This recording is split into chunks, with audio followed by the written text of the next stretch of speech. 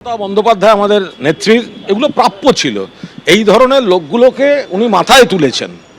এই ধরনের কিছু চরিত্র তাকে ঘিরে রেখেছে বলে বহু সত্যিকারের দক্ষ যোগ্য কর্মীরা স্পেস পাননি, তাদের চলে যেতে হয়েছে।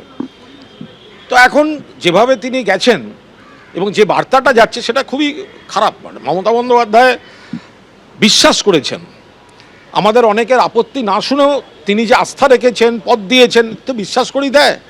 আবার সুদীপ বন্দ্যোপাধ্যায় যাওয়া মানে তো buy one get one free. বিজেপির মার্কেটিংয়ে তো বিরাট সাকসেস। মানে শুধু সুদীপ বন্দ্যোপাধ্যায় একটা পরচুলো হলো, একটা ওরকম একটা অদ্ভুত টাইপের লোক পাওয়া গেল তাই নয়, তার সঙ্গে একটা ভ্রাম্যমান বিউটি পার্লার পাওয়া যাবে।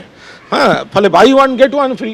তো উত্তর কলকাতার যে মানুষ বিজেপির বিরুদ্ধে ভোট দিয়েছে, তৃণমূল প্রার্থী হিসেবে সুদীপ বন্দ্যোপাধ্যায়কে ভোট দিয়েছে, তাদের সঙ্গে এই বিশ্বাসগত কথা। উনি একাধিকবার দল পরিবর্তন করেছেন, কিন্তু বারবার এই বয়সে এসেও এটা অবাঞ্ছিত। কিন্তু আমরা বারবার বলেছি, আমরা কিন্তু মমতা বন্দ্যোপাধ্যায়ের সঙ্গেই আছি, কিন্তু এটা মমতা বন্দ্যোপাধ্যায়ের প্রাপ্য পাওনা।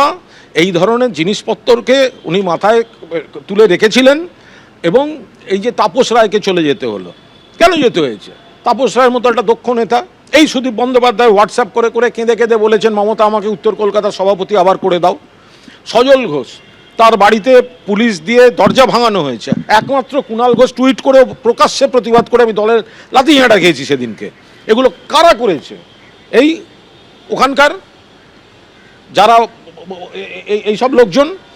আর আজকে আমাকে সাসপেন্ড করা হয়েছিল কেন? আমি বলেছিলাম মানুষ হিসেবে তাপস রায় ভালো, আমাদের দলের প্রার্থী সুদীপ বন্দ্যোপাধ্যায়, তাহলে আর মানুষ হিসেবে তাপস রায় ভালো আমি বলেছিলাম, আমাকে সাসপেন্ড করে দেওয়া হয়েছিল। আজকে দেখুন কে ভালো কে খারাপ। আর তো দুদিন আগে আমায় ফোন করেছিল,